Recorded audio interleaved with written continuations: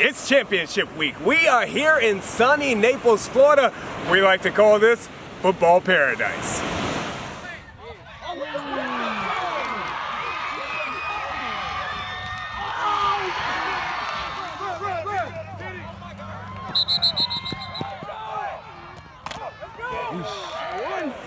Eighth grade bracket breakdown. I'm Chad Ricardo, my main man. What's up, Chad? Mr.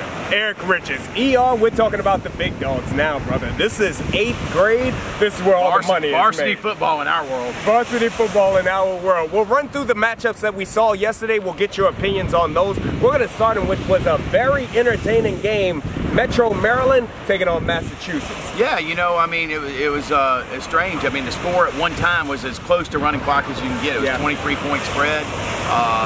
Massachusetts didn't give up. Coach P.V.A. Vanderbright, who's had that squad down here before, kept chipping away, and all of a sudden you looked up, and it was a one-score game, and they were kicking off the ball on an onside kick, so they very well could have won the game. So it was entertaining. I think Maryland probably could have done a better job of getting out of that game a little quicker and getting it over with, but they continued to show off that arm, which a lot of people would do, and it extended the game and it extended the play. And so we'll see if that comes into factor tonight of them not getting out of there and getting to that running clock. Huge matchup out there, very well played game. In the second game we take a look at, this was a surprise to some, except for those in that locker room. Orange County knocking off Dallas by a final score of 36-8. Well, listen, Orange County got here at the 8th grade level last year, right? Took a loss the first game, won the next two, kind of left here with a taste in their mouth. Troy Thomas, Chad Johnson, of what it takes. So this year, they went back and into the Trinity League and got those kids that are going to feed into the Mater Days, to the Boscos, to all those private schools in the Orange County area. And man, it showed. I mean, from the very first time they got the ball, they went down the field and hit Dallas in the mouth, and Dallas just never really responded. Coach Morin said that this was going to be a physical bunch. They proved that out there on the football field yesterday. GFL versus Kentucky. This is a backyard brawl. We knew it was going to be physical. Kentucky came out strong, but GFL wins this one 28-6. Yeah, you know, Mormon, the Cabin Award nominee, jumped on them with a touchdown early. They had you know, so they were in it, and at that ball game at halftime was 14-6.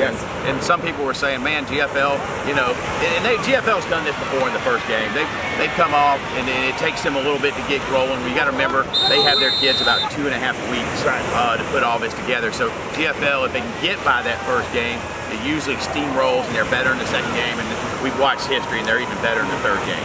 And then in the final matchup that we wanted to take a look at, I had this one circled.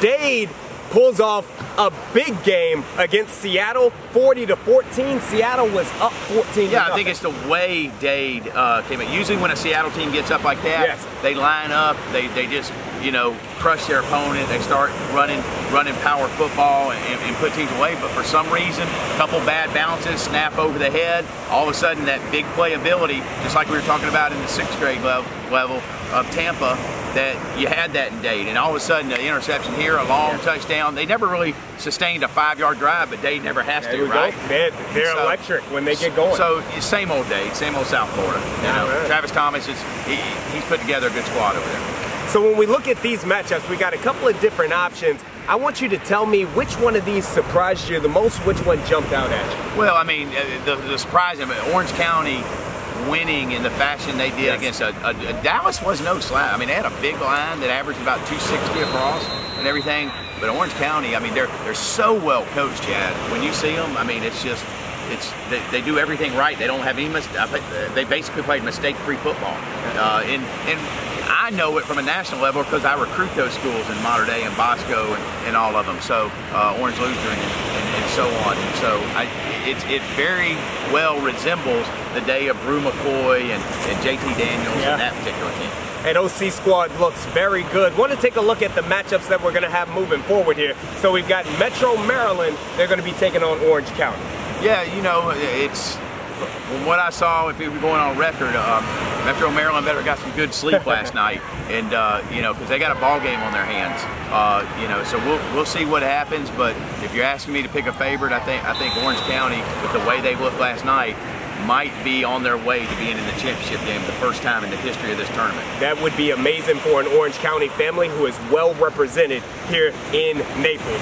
Second matchup, GFL versus Dade. This could be a championship in its own regard. Yeah, it normally is, right? In the past years, they just ended up on the same side of the bracket, but they're familiar foes. For 6-7 years of this tournament, they would have to play each other in the regionals, and so I think between the two teams, South Florida and GFL, the overall record's probably 5-3.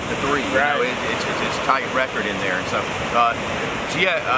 Dade will not surprise GFL with their speed because they've seen it time in and time out, and they know when they build this team that if you don't have the speed at the corners, yes, then it's going to be a long night. So Coach Buzz Letty, I'm sure he'll have GFL ready, and it'll be another classic like they all are. I mean, these are the two teams that played for the championship last year. They're just seeing each other one round earlier. Amazing opening day here in 8th grade. I tell you what, tune back in with us tomorrow to see who wins those games and why. On behalf of my main man Eric Richards, I'm Chad Ricardo. We'll see you tomorrow.